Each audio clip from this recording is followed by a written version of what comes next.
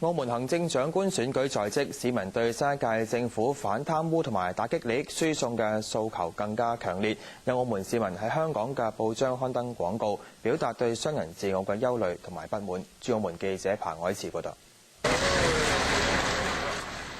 黑工泛濫，世界遺產景觀被破壞。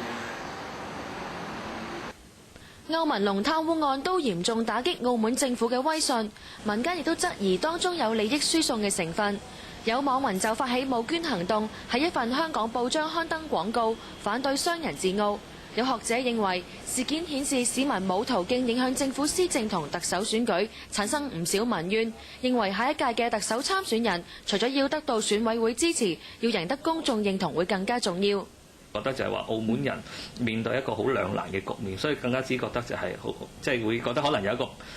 悲情嘅感覺喺度，就係話覺得自己澳門本土冇辦法去解決自己嘅問題，而借助外邊嘅力量，可能分分鐘會導致到即係成個社會有一個分裂、甚至乎撕裂嘅情況。而手握神聖一票，本身係300名選委之一嘅梁金泉認為，改善經濟同遏止利益輸送將會係新政府2大首要任務。點解有啲公司係完全輸入唔到